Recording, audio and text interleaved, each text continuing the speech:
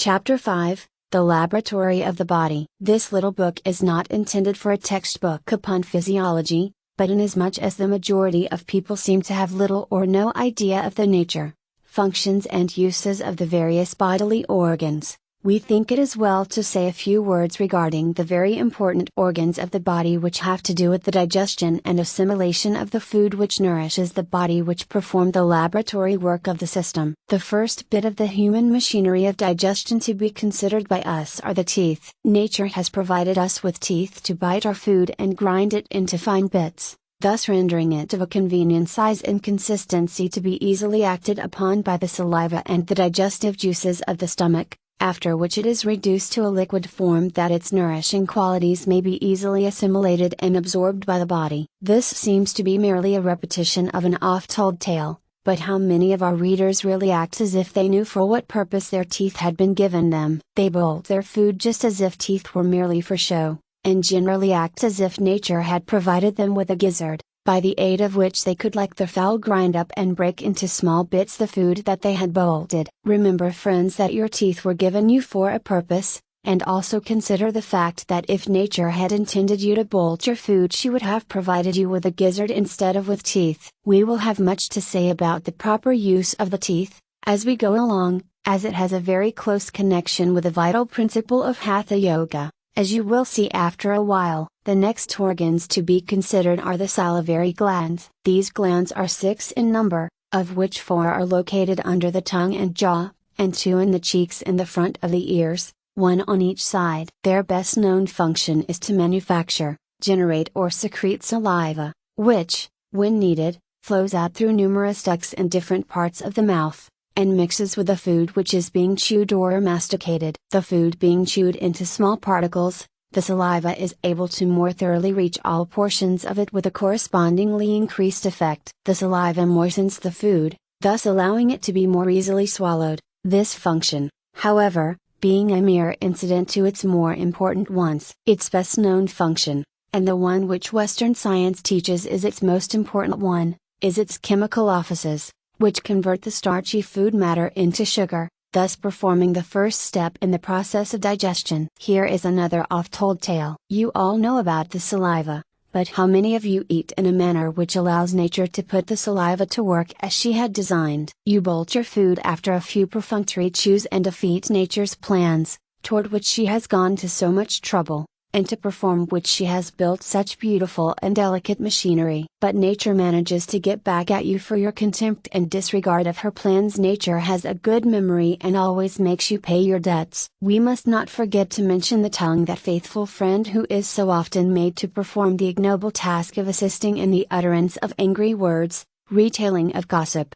lying, nagging, swearing, and last but not least, complaining. The tongue has a most important work to perform in the process of nourishing the body with food. Besides a number of mechanical movements which it performs in eating, in which it helps to move the food along, and its similar service in the act of swallowing, it is the organ of taste and passes critical judgment upon the food which asks admittance to the stomach. You have neglected the normal uses of the teeth, the salivary glands and the tongue, and they have consequently failed to give you the best service. If you but trust them and return to sane and normal methods of eating, you will find them gladly and cheerfully responding to your trust, and will once more give you their full share of service. They are good friends and servants, but need a little confidence, trust and responsibility to bring out their best points. After the food has been chewed or masticated and then saturated with saliva, it passes down the throat into the stomach. The lower part of the throat, which is called the gullet,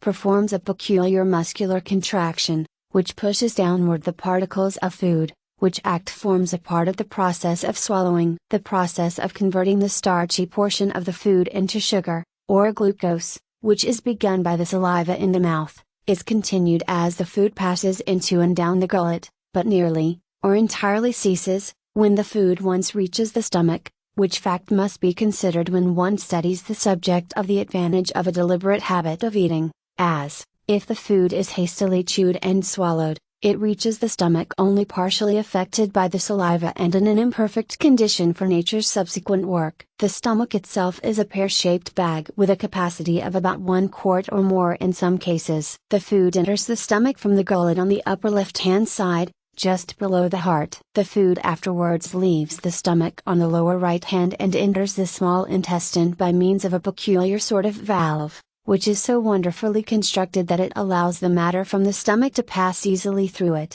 but refuses to allow anything to work back from the intestine into the stomach. This valve is known as the pyloric valve or the pyloric orifice, the word pyloric being derived from the Greek word which means gatekeeper, and indeed this little valve acts as a most intelligent gatekeeper, always on the watch, never asleep. The stomach is a great chemical laboratory in which the food undergoes chemical changes which allow it to be taken up by the system and changed into a nourishing material which is converted into rich, red blood which courses all over the body, building up, repairing, strengthening and adding to all the parts and organs. The inside of the stomach is covered with a lining of delicate mucous membrane, which is filled with minute glands, all of which open into the stomach and around which is a very fine network of minute blood vessels with remarkably thin walls, from which is manufactured, or secreted, that wonderful fluid, the gastric juice. The gastric juice is a powerful liquid acting as a solvent upon what is called the nitrogenous portions of the food. It also acts upon the sugar or glucose which has been manufactured from the starchy food by the saliva, as above described. It is a bitter sort of liquid, containing a chemical product called pepsin, which is its active agent and which plays a most important part. 1. The digestion of the food. In a normal, healthy person, the stomach manufactures or secretes about 1 gallon of gastric juice in 24 hours, and uses same in the process of digestion of the food. When the food reaches the stomach, the little glands, before mentioned, pour out a sufficient supply of the gastric juice, which mixes up with the mass of food in the stomach. Then the stomach sets up sort of a churning motion, which moves the pulpy food round and round, from end to end, from side to side, twisting and turning it, churning and kneading it, until the gastric juice penetrates every part of the mass and is well mixed up into it. The instinctive mind does some wonderful work in the stomach movements and works like a well-oiled machine. And if the stomach has been treated to properly prepared, well-chewed food, properly insalivated, the machine is able to turn out a fine job. But if, as so often happens, the food is of a quality not fit for the human stomach, or if it has been but half chewed, or bolted, or if the stomach has been stuffed by a gluttonous owner, there is going to be trouble. In such a case, instead of the normal process of digestion being performed, the stomach is unable to do its work and fermentation results, and the stomach becomes the holder of a fermenting, putrefying, rotting moss and yeast pot. It has been called under such circumstances. If people could but form an idea of what a cesspool they maintain in their stomachs, they would cease to shrug their shoulders and look bored whenever the subject of rational insane habits of eating are mentioned. This putrefying ferment, arising from abnormal habits of eating, often becomes chronic and results in a condition which manifests itself in the symptoms of what is called dyspepsia, or similar troubles. It remains in the stomach for a long time after the meal, and then when the next meal reaches the stomach, the fermentation continues until the stomach actually becomes a perpetually active yeast pot. This condition, of course, results in an impairment of the normal functioning of the stomach, the surface of which becomes slimy, soft, thin and weak. The glands become clogged and the whole digestive apparatus of the stomach becomes impaired and broken down. In such event, the half-digested food passes out into the small intestine, tainted with the acids arising from fermentation, and the result is that the whole system becomes gradually poisoned and imperfectly nourished. The food mass, saturated with the gastric juice which has been poured upon it and kneaded and churned into it, leaves the stomach by the pyloric orifice and the lower right-hand side of the stomach and enters the small intestine. The small intestine is a tube-like canal ingeniously coiled upon itself so as to occupy but a comparatively small space, but which is really from 20 to 30 feet in length. Its inner walls are lined with a velvety substance, and through the greater part of its length this velvety lining is arranged in transverse shelf-like folds, which maintain a sort of winking motion, swaying backward and forward in the intestinal fluids, retarding the passage of the food and providing an increased surface for secretion and absorption. The velvety condition of this mucus lining is caused by numerous minute elevations, something like the surface of a piece of plush, which are known as the intestinal villi, the office of which will be explained a little further on. As soon as the food mass enters the small intestine, it is met with a peculiar fluid called the bile, which saturates it and is thoroughly mixed up with it. The bile is a secretion of the liver and is stored up ready for use in a strong bag, known as the gallbladder. About 2 quarts of bile per day is used in saturating the food as it passes into the small intestine. Its purpose is to assist the pancreatic juice in preparing the fatty parts of the food for absorption and also to aid in the prevention of decomposition and putrefaction of the food as it passes through the small intestine and the neutralization of the gastric juice which has already performed its work. The pancreatic juice is secreted by the pancreas, an elongated organ situated just behind the stomach, and its purpose is to act upon the fatty portions of the food and to render them possible of absorption from the intestines along with the other parts of the food nourishment. About 1½ pints is used daily in this work. The hundreds of thousands of plush-like hairs upon the velvety lining of the small intestine, above alluded to, and which are known as villi, maintain a constant waving motion, passing through and in the soft, semi-liquid food which is passing through the small intestine. They are constantly in motion, licking up and absorbing the nourishment that is contained in the food mass and transmitting it to the system. The several steps whereby the food is converted into blood and is carried to all parts of the system are as follows: mastication, insalivation, deglutition, stomach and intestinal digestion, absorption, circulation and assimilation. Let us run over them again hastily that we may not forget them. Mastication is performed by the teeth. It is the chewing process, the lips, tongue and cheeks assisting in the work. It breaks up the food into small particles and enables the saliva to reach it more thoroughly. Insalivation is the process of saturating the masticated food with the saliva which pours into it from the salivary glands. The saliva acts upon the cooked starch in the food, changing it into dextrin and then into glucose, thus rendering it soluble. This chemical change is rendered possible by the action of the ptyalin in the saliva acting as a ferment and changing the chemical constitution of those substances for which it has an affinity. Digestion is performed in the stomach and small intestines and consists in the conversion of the food mass into products capable of being absorbed and assimilated. Digestion begins when the food reaches the stomach. The gastric juice then pours out copiously, and, becoming mixed up with and churned into the food mass, it dissolves the connective tissue of meat, releases fat from its envelopes by breaking them up and transforms some of the albuminous material, such as lean meat, the gluten of wheat and white of eggs, into albuminose, in which form they are capable of being absorbed and assimilated. The transformation occasioned by stomach digestion is accomplished by the chemical action of an organic ingredient of the gastric juice, called pepsin, in connection with the acid ingredients of the gastric juice. While the process of digestion is being performed by the stomach, the fluid portion of the food mass, both that which has entered the stomach as fluids which have been drunken, as well as the fluids liberated from the solid food in the process of digestion, is rapidly taken up by the absorbents of the stomach and is carried to the blood, while the more solid portions of the food mass are churned up by the muscular action of the stomach. As we have stated, in about a half hour the solid portions of the food mass begin slowly to leave the stomach in the form of a grayish, pasty substance, called chyme, which is a mixture of some of the sugar and salts of the food, of transformed starch or glucose,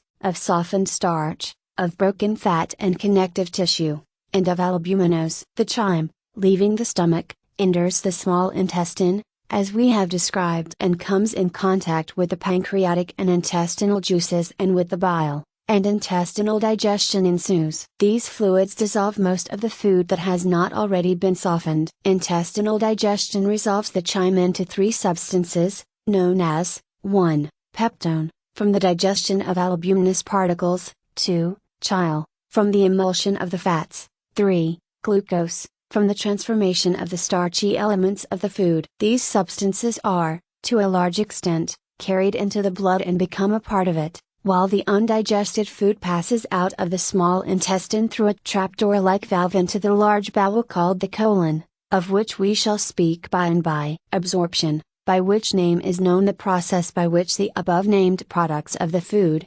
resulting from the digestive process, are taken up by the veins and lacteals, is affected by entasmosis. The water and the fluids liberated from the food mass by the stomach digestion are rapidly absorbed and carried away by the blood in the portal vein to the liver. The peptone and glucose from the small intestines also reaches the portal vein to the liver through the blood vessels of the intestinal villi, which we have described. This blood reaches the heart after passing through the liver, where it undergoes a process which we will speak of when we reach the subject of the liver. The chyle, which is the remaining product of the food mass in the intestines after the peptone and glucose have been taken up and carried to the liver, is taken up and passes through the lacteals into the thoracic duct, and is gradually conveyed to the blood, as will be further described in our chapter on the circulation. In our chapter on the circulation we will explain how the blood carries the nutriment derived from the digested food to all parts of the body, giving to each tissue, cell, organ and part the material by which it builds up and repairs itself, thus enabling the body to grow and develop. The liver secretes the bile, which is carried to the small intestine, as we have stated. It also stores up a substance called glycogen, which is formed in the liver from the digested materials brought to it by the portal vein, as above explained. Glycogen is stored up in the liver, and is afterwards gradually transformed, in the intervals of digestion, into glucose or a substance similar to grape sugar. The pancreas secretes the pancreatic juices, which it pours into the small intestine, to aid in intestinal digestion, where it acts chiefly upon the fatty portions of the food. The kidneys are located in the loins, behind the intestines. They are 2 in number and are shaped like beans. They purify the blood by removing from it a poisonous substance called urea and other waste products. The fluid secreted by the kidneys is carried by 2 tubes, called ureters,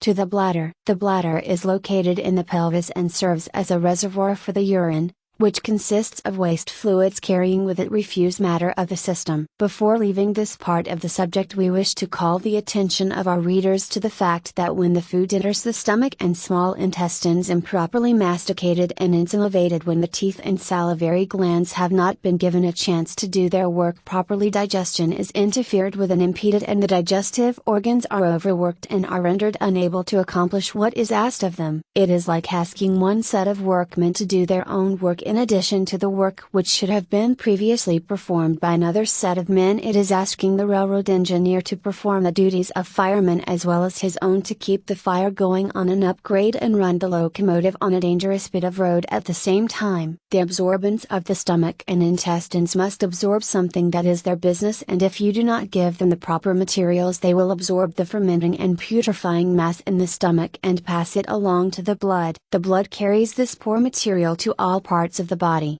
including the brain, and it is no wonder that people complain of biliousness, headache, etc., when they are being self-poisoned in this way.